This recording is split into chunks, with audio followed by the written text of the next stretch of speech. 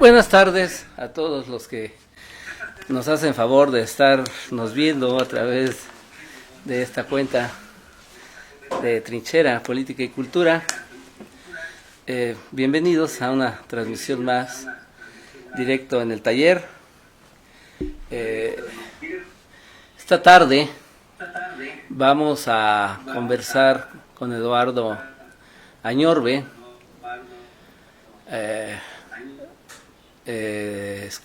escritor, periodista, pero él se define más como fotógrafo. Lo cierto es que hoy vamos a conversar con él sobre un libro que escribió hace 10 años y que editamos aquí en Ediciones Trinchera, Los hijos del macho mula. Un libro que habla del tema que él maneja muy bien, el tema de los afromexicanos. Parece ser que así es la forma correcta de decirla, si no, Eduardo nos va a corregir en su momento. Para esto está aquí en el estudio Humberto Santos Bautista, ya no le dije doctor. Humberto Santos Bautista, y tenemos a través de un enlace a Eduardo Añorbe. Pero bueno, pues la idea, te digo, es conversar un poco acerca del libro que editamos aquí hace 10 años precisamente. Un libro que pues tiene una gran historia, ¿no? No nada más por lo que es en sí el libro, sino todas las peripecias que tuvimos que hacer para que saliera el libro y para presentarse. Y creo que uno de los que en su momento lo presentó fue Humberto. No sé si tú quisieras comentar algo acerca de este libro antes de que, no sé, Humberto te haga algunas preguntas. Como para los que no saben, este libro se hizo con artículos, entrevistas, ensayos, fotografías, toda una serie de trabajos que Eduardo había publicado en medios impresos, periódicos, semanarios. Y yo le preguntaba hace unos días a Eduardo que queríamos conocer la historia del libro, cómo surge, porque le decía, bueno, yo más que hablar del contenido, hacer una presentación después de tantos años, no le veo sentido. Yo quiero conocer la historia de este libro, ¿no? Si lo concibió desde el principio como un libro. Yo ya decía aquí que eran una serie de trabajos periodísticos que en su momento o durante algún tiempo estuviste publicando y que en un momento dado decidiste hacerlo libro. ¿Qué nos puedes comentar tú de estos trabajos? Este es un libro, como dijo el editor de Trinchera, un libro de ocurrencias. Lo escribí por ocurrencias y se publicó por ocurrencias, se me ocurrió y fue que se hizo.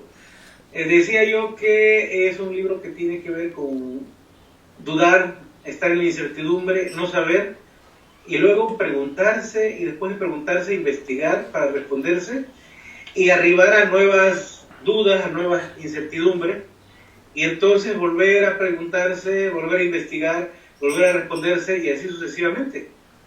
Ese es el génesis de ese libro, ¿no? De preguntarse más que de los conceptos, sino de qué somos, quiénes somos, por qué somos como somos, todo este asunto, decía yo, ontológico. Pero bueno, no sé si hay alguna pregunta o alguna cuestión específica que debamos responder. Eduardo, me da mucho gusto saludarte, aunque sea en la distancia. Espero poder hacerlo pronto de manera personal aquí con el director de Trinchera, con Ulises. Y me dio mucho gusto también volver a leer tu libro. A mí me recordó varias lecturas. Fíjate que sobre todo aquellas que de pronto pues efectivamente vuelven a uno a hacer repensar estas cosas, ¿no? Me acordé, por ejemplo, del prólogo que hacen a los condenados de la tierra, que lo hace Jean-Paul Sartre, y que era precisamente un cuestionamiento serio a esta actitud de esta mirada colonizante hacia los afros, ¿no?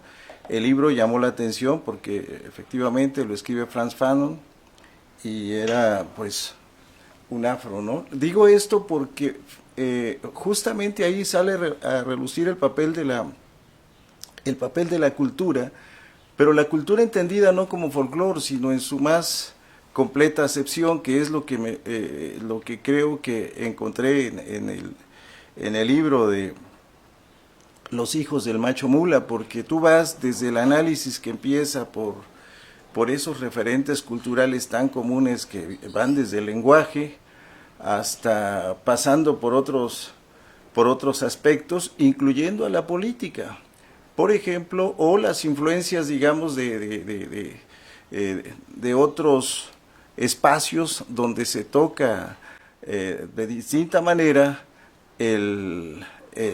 este tema de los afros, ¿no? Yo me preguntaba en la primera lectura qué tenía que ver Memín Pinguín o Pingüín, como le decíamos aquí, en aquellos años cuando lo leíamos, con el análisis que hacías, ¿no?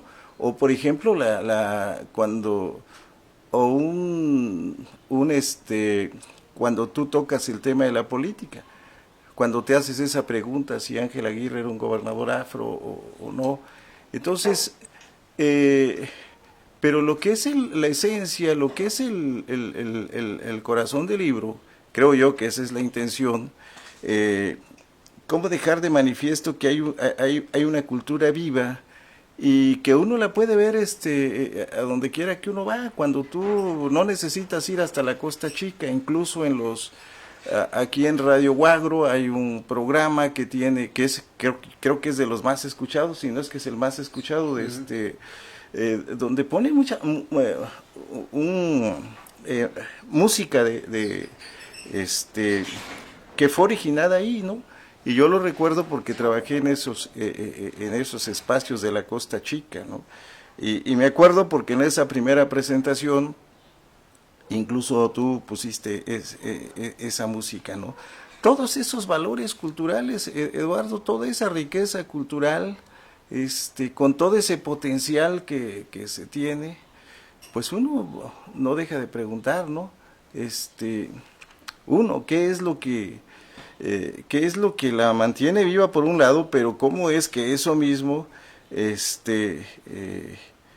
no ha tenido ese reconocimiento que debiera tener, a pesar de todo el enorme potencial desplegado en esos aspectos, ¿no? Entonces, es la cultura, es el lenguaje, es ¿cómo pudiste amalgar todo, la política, cómo pudiste amalgar todo eso, ¿no? Es decir, cómo lo metes en un libro. Yo creo que vas a tener que hacer otro, revisar eso. ¿Qué le agregarías si lo revisaras? Pues si revisaras toda esta creación tuya, porque está vigente. Dice Ulises que tiene 10 años, yo me acuerdo que tenía menos, pero bueno, por esa vigencia que tiene, ¿no? Todas estas cosas que cuentas ahí. Bueno, primero, somos un país racista. Eso explica muchas cosas, ¿no? Recientemente, el año pasado, Obrador declaró aquí en Coajimalpa que él era un afromexicano. Y es una declaración que pasó desapercibida por la prensa del centro del país, que es la que muchas veces... Pero tú sí la trabajaste en un artículo, ¿no? Tú sí la mencionaste. Con Trinchera. Sí, pero me refiero a que a nivel general en México todavía tenemos una visión racista del tema. Todavía seguimos pensando en términos fenotípicos. O sea, lo negro tiene que ser lo oscuro, lo de piel oscura. Tiene que ser el que tiene el cabello chino, como dicen, la nariz chata, la boca ancha. Lo afromexicano tiene que ser así. Todavía hay esos estereotipos que no se han ido y van a tardar para irse. Sobre todo porque además no nos informamos, o nos informamos ligeramente. Por otro lado, según la pregunta que haces, en prensa está la segunda edición de Los hijos del macho mula, y en la que hay agregados algunos artículos que tienen que ver, que ahondan un poco más en esta idea política, porque todavía se sigue hablando de la cultura afro, pero no se quiere, la gente es reacia, los medios son reacios para aceptar que lo afro es profundamente político. Morelos, Vicente Guerrero, Juan Álvarez, no sé, por decir nombres de gente que tiene preeminencia en la historia, quienes ayudaron a construir este país. Entonces, si nos fijamos atentamente en el corazón de esta idea republicana de construir una nación, están los afros, está Morelos, está Vicente Guerrero, pero como podemos ver, todavía ni siquiera en el estado de Guerrero, que ha hecho homenajes y ha hecho videos y libros, y más libros sobre estos héroes, todavía esa idea de lo afro no les penetra. Todavía estamos en la etapa racista de negación. Es que eso no puede ser. Es que los negros no pueden hacer eso. Incluso los disque eruditos de Guerrero dicen, el gran mérito de Guerrero es haber tenido amigos inteligentes. El gran mérito, o sea, demeritan a Guerrero, demeritan a Morelos. No ven que tienen una estatura política inmensa. Tú mencionabas a este libro de que prologó Sartre. Los condenados de la tierra. Los condenados de la tierra. Sí, él dice sencillo, hay que hacer la revolución de abajo, hay que romper con todo lo anterior y hay que iniciar. Pero eso es lo que dijo Morelos. Eso es lo que le dijo Morelos a Hidalgo, cuando Hidalgo dice, no, pues continuemos siendo súbditos de su majestad. Digo, ni madres, hagamos otro país, hagamos la América septentrional, y quieren hacer tabula rasa. Tuvieron el poder político, no tuvieron el poder económico. Y bueno, hubo circunstancias que impidió que cuajara esta revolución desde abajo. Finalmente Vicente Guerrero tiene que pactar, pero en ese pacto está la esencia de lo afro. Yo creo que es el primer movimiento antirracista a nivel continental que se da aquí en México, porque lo que se pretende es dejar de ser mulato, negro, zambaigo, sambo, saltapatrás, en el aire, para ser todos mexicanos. Y eso está ahí, por ejemplo, en Los hijos del macho mula. Hay un artículo que se llama Entre negros y mestizos, o otro, Afromexicanos, el color invisible. Y bueno, decía yo que vivimos una época en que se disfraza el racismo. Ahora hablamos del multiculturalismo y usamos términos como afromexicanos, pero si uno lee o ve atentamente lo que pretende la gente que está en el gobierno, como Regino, que es el que está impulsando, por ejemplo, la reforma constitucional de los derechos indígenas y afromexicanos, no tienen ni puta idea de qué es lo afromexicano. O sea, meten en una bolsa lo que pasa en Veracruz, lo que pasa con los mascogos, lo que pasa en el DF, lo que pasa acá en Guerrero. Y son cosas diferentes, se parecen, pero hay diferencias, pues. Entonces, lo más sencillo es decir, los afros, ya los reconocimos, ya están en la Constitución, en el inciso C del artículo 2 de la Constitución, pues ya hicimos justicia. Es decir, el gobierno actual sigue siendo racista y sigue sin entender cuál es el problema real, como tampoco entiende cuál es el problema real de los pueblos indígenas, ¿sí? Con su disque reforma que ahorita están promoviendo. Y bueno, Los hijos del macho mula es un libro que tiene eso y tiene muchas cosas. Dice un amigo leído, escribido, estudioso, que ese libro lo abres y lees un artículo y lo cierras, y puedes volver a abrirlo en cualquier otra página. O sea, no tienes que leerlo de modo continuo. ¿Por qué? Porque a veces la carga de información que tiene, las ideas ahí, la intensidad de las ideas que se manifiestan, son de modo tal que necesitas como digerir, como ponerte a reflexionar, a pensar, a decir, a ver, ¿de qué está hablando ¿de qué trata? Y es un libro que se contradice, porque al principio empieza diciendo una cosa y el rato dice sí, pero también está lo otro, que es contrario o que hay que armonizar, hay que congeniar. Por eso decía al principio, que no sé si se escuchó bien, que es un libro que nace de la duda, de la incertidumbre, de la pregunta. y eso implica una búsqueda, una investigación, una reflexión, y luego se arriba a algún punto. Pero cuando se arriba a ese punto, a una idea, a una certeza, a una certidumbre, de nuevo viene la duda. ¿Por qué? Porque la realidad es tan compleja, porque hay muchas cosas, hay muchísimas cosas que tienen que ver con lo afro. De hecho, en México, en los últimos 500 años, casi todo tiene que ver con lo afro. No hay una cosa que no tenga que ver con lo afro. Y el argumento no es mío, el argumento es de Aguirre Beltrán. Dice Aguirre Beltrán, donde quiera que hubo actividad productiva, hubo esclavos traídos de África que nosotros conocemos como negros. Hubo negros, dice. Y bueno, Chilpancingo, hombre, la feria de Chilpancingo, o sea, a donde vayamos, pues, no necesariamente en la costa está esta herencia, está en todo el país. Pero bueno, ahí le corto porque supongo que tienen cosas que decir. No, Eduardo, yo nada más, sí insistiría, ¿no? De una forma más simple, que nos platicaras un poco de esos trabajos que tienes en ese libro, porque como yo decía al principio, hay desde artículos, ensayo, fotografía, y hay una autoentrevista. En realidad, el tema exige abordar muchos, dicen géneros, pues.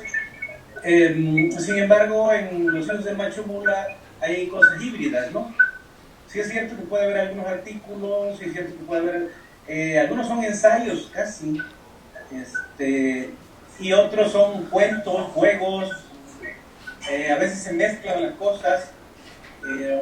Lo cierto es que yo tener un irreverente humorístico, y bueno, pues tenemos que ser periodístico, pues se mezcla con el ensayo, se mezcla con el artículo, se mezcla incluso la entrevista. Está ahí esa vena que no es periodística en el sentido estricto, pues, en el sentido, ¿qué te diré? Por ejemplo, el uso de un lenguaje propio, un lenguaje de la región, que muchas veces obliga al lector a preguntarse de qué está hablando o qué significa cuál palabra. O a veces el estilo del artículo es un estilo muy barroco, donde hay un uso muy constante de verbos, se acumulan verbos, se acumulan acciones. O a veces hay rupturas abruptas que exigen cierto conocimiento del tema. Digamos que son como guiños, dicen, ¿no? Son como búsqueda de complicidades. Me decía un lector que ya falleció, que apenas sabía leer y escribir, decía, compro Trinchera solo porque usted escribe. Y él, para mí era, no, el que él hiciera eso, porque hablaba de que a pesar de que a veces el estilo es arduo, dificultoso, decía yo barroco, sí había un hilo conductor que podía jalar al lector, que lo podía mantener pendiente de ver qué sigue, ¿no? Y bueno, eso tiene que ver con la escritura, más que con el tema. El tema sí es el pretexto, pero también el modo en cómo va uno alternando la anécdota, los datos, sí le dan, es un juego de contrapunto, ¿no? Que a veces se hace, que hay en algunos de esos ensayos, de esos artículos. No sé si responde a su pregunta. Sí, digamos, ¿Y cómo explicarías tú ese pretexto para autoentrevistarte? Bueno, ¿por qué no? Pensemos al revés, ¿por qué no se podría? Yo creo que la base del periodismo es la autenticidad. Si uno tiene la certeza de que actúa auténticamente, puede hacer incluso cualquier cosa por encima de lo que ahora se llaman los datos, por encima de lo que ahora se llama la objetividad, algunos cosas que encontrar. Yo creo que si el trabajo que uno hace tiene que ver con eso, es válido sobre todo porque como es un tema, ese tema de la cultura de la cosa chica, es un tema amplio, no es gente que lo aborda de manera superficial.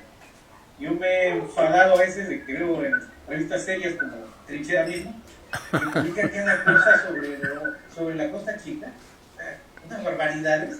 Me digo, ¿cómo es posible que publiquen esto? Esto es una barbaridad, ¿sí?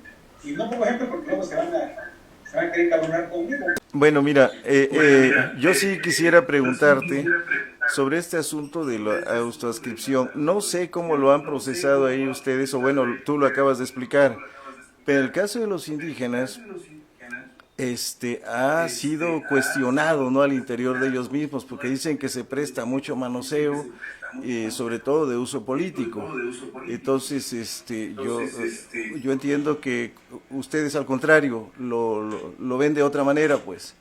Entonces sí, ¿cuál es, cómo ven ese sentido, pues, de la autoadscripción que tú explicabas, ¿no? Mira, en realidad hay que hacer una distinción. No hay movimiento afro. No existe, es una invención. Eso es un asunto de la élite, es decir, de Adolfo Regino y sus cuates. Entre la población, entre la gente, eso no tiene nada que ver. Uno no sale de la calle y dice, este es afro, este es negro, o soy afro, soy negro. No, eso no existe. Eso existe en el 1% de la población de la Costa Chica, por ejemplo, ¿no? Igual es un discurso, digo yo, es ideología que utiliza por la clase dominante, porque esto viene con Fox aquí a enraizarse este asunto de la autoadscripción. Recuerden que antes se hablaba del idioma y de la vestimenta, y cambiaron esos signos, ¿cómo llaman? Esos marcadores, dejaron de ser el idioma y dejaron de ser la vestimenta para hablar de los diferentes, y ahora se habla de la autoadscripción, que es algo brutal, y lo que acabamos de verlo, ahora en estas elecciones. En mi pueblo hay gente que no tiene nada que ver con esta cultura ni con lo afro, pero para poder competir como afro se asume como afro. Entonces es una vacilada, es un juego muy perverso, porque además pretenden llevar eso a la Constitución, reformar. Bueno, ya lo llevaron a la Constitución, ahora están reformando, están construyendo lo que va a ser la ley de los derechos del pueblo indígena y afromexicanos. Y allí los pueblos afromexicanos van como pegote, y pasa lo mismo con los pueblos indígenas. No hay consulta, no hay una consulta culturalmente adecuada, libre, informada, como dice la ley que debe ser. Simplemente no hay circulación, van a ser 56 asambleas del país. Y yo digo, ¿de verdad eso representa 56 asambleas? ¿Pueden recoger las voces del pueblo indígena y los pueblos afromexicanos? Es obvio que no. Entonces, eso, la autoadscripción, es un chiste, pues. Es una barbaridad ideológica para contabilizar, para cuantificar. En la práctica, no tiene sentido. A ver, Eduardo, sobre este otro tema, ¿no? Porque mira, a mí ya me han censurado varias veces cuando tengo amigos, pues, afros, y digo, por ejemplo, por usar una expresión común, y digo mi amigo el negro, y me han censurado con rudeza, no solamente los académicos, sino gente que no es académica, pero que me dice, es que con esa expresión tú legitimas el racismo, la exclusión. Entonces, ¿cómo nos referimos entonces? Esa es la cuestión, porque cuando yo veo tu libro, ¿no?, y veo ya no recuerdo si el primer ensayo con el que cierras, donde tratas el tema del lenguaje en los primeros, artículo, ensayo, no recuerdo ahorita, pues ahí, pues dice otra cosa, ¿no? Humberto, dígale que yo que están pendejos. No puedo distinguir entre las dos formas que se usan para hablar de lo negro. Cuando nosotros hablamos de lo negro, de los negros, estamos hablando de una descripción. El problema de los intelectuales y los académicos y los activistas es cuando hablan de negro están hablando del concepto político que viene de Estados Unidos, donde se supone que ser negro implica tener una conciencia, actuar antirracistamente, etc. Yo recientemente di una charla en un seminario que al final me censuraron, y hablaba de cómo, si uno revisa la canción la canción actual de la costa chica. La primera canción que yo escuché fue precisamente algo así como El hombre pachanguero, que la cantaba un personaje que acaba de fallecer, ¿no? Esteban Bernal, alguien que tú nos presentaste en una ocasión ahí en Coajinicuilapa. Esos legados, realmente hay una forma de poder, digo, aparte de lo que tú haces y escribes, porque es un legado también, pues de la música. Es cierto que hay otros conjuntos ahí, pero yo me acordé de él porque fue la primera vez que yo lo escuché y porque tú no lo presentaste. Pero hay una forma de recuperación de ese legado musical, por ejemplo, y cuál es todo ese, pues todo lo que significa, ¿no? Para la región, no solamente en la región, porque esa música se escucha, te reitero, aquí en Chilpancingo a través de Radio Huagro, por ejemplo. Bueno, la música es música porque se da una armonía. Entonces, ¿cómo podemos armonizar esto para poder trascender ese racismo? Porque ese racismo también está creo yo, en la esencia de la pobreza. Eso, bueno, yo supongo que habrá alguna gente que al enfrentarse a los hijos del macho mula sí ha tenido esa especie de epifanía, esa especie de catarsis, de decir, oh, ahora entiendo por qué tal o cual cosa hay en mí, ¿no? Yo me he encontrado con algunos lectores que sí les ha ocurrido alguna cosa, pero bueno, esa es una solución. Bueno, esa no es una solución, es solo una característica que pasa con los hijos del macho mula. Y yo he estado en el tema, incluso he tenido que sacrificar fama, fortuna y riqueza y ser amigo de los poderosos por estar en estos temas, ¿no? No se agota, es un tema que no se agota porque todavía no lo conocemos, todavía no tenemos, no tenemos la idea clara de que toda la música mexicana, toda la cultura popular mexicana tiene que ver con esta herencia que viene del sur del Sahara y que estuvo aquí 400 años antes que ahora, ¿no? Y he estado, por ejemplo, la primera novela mexicana que se llama Astucia es una novela que tiene que ver con lo afro. Mira, pues el tema afro, el tema del racismo, pues es muy amplio, ¿no? Yo creo que vamos a cerrar, doctor Rosaldo. Lo que tú digas. No, pues yo creo que tenemos una plática pendiente, sobre todo con esta segunda edición, que habrá que ver, hacer el esfuerzo de que salga lo más pronto posible, porque efectivamente hay una tendencia, y esa tendencia es racista, de reducir todo lo que producen los grupos, como no solamente los afro, los indígenas. Eso no es arte, eso es artesanía, no es música, es folclore, no es ciencia, es cualquier otra cosa, ¿no? Entonces yo creo que es necesario ver esto, porque lo que él dice es cierto, ¿no? Por ejemplo, los padres de la independencia, desde Morelos, Guerrero, Álvarez, Altamirano, por ejemplo, ¿no? Y ya más recientemente en el campo de la cultura, pues menciona él en la música Álvaro Carrillo, está también en el campo de las letras a Rubén Mora Gutiérrez, ¿no? Entonces, yo creo que hay muchos elementos, ¿no? Y estos nuevos que aportan en la música son referentes culturales, que efectivamente se quedan ahí y reducidos al folclore, cuando que en realidad tienen un potencial distinto y que nos puede ayudar para trascender ese racismo que está vivo y que genera muchos problemas, problemas fuertes, pues, que no nos ayudan a consolidarnos como país, ¿no? Entonces, por eso creo que es la importancia de todo este diálogo. Muy bien. Y pues agradecerle, Eduardo. Eduardo, ¿algún comentario final? Como dice Humberto, se salga la segunda edición de Los Hijos del Macho Mula, hay echar de una charla, y que ojalá tengamos menos fallas técnicas para poder que se disfrute. Si que alguien está viendo, supongo que tendremos uno que otro observador para ahí, y yo creo que sí, creo que vale la pena, no porque lo haya escrito Eduardo Ñorbe, no porque sea yo quien lo haya escrito, sino porque creo que hace falta que volvamos la mirada sobre este tema.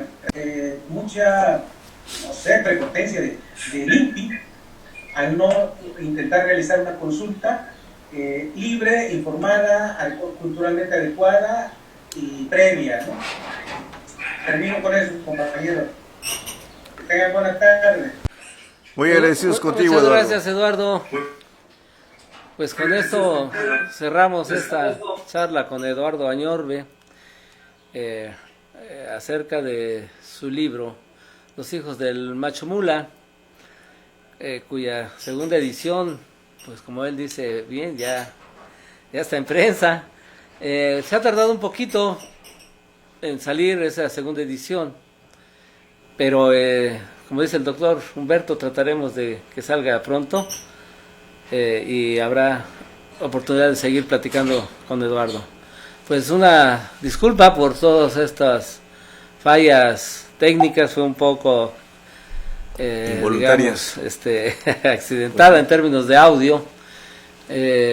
Vamos a tratar de ver a qué se debió. Eduardo nos dice que allá falla mucho el internet, no Se sabemos la debemos, Eduardo. si será o que tengamos que revisar aquí nosotros alguno, porque es la primera vez que hacemos un enlace de esta forma.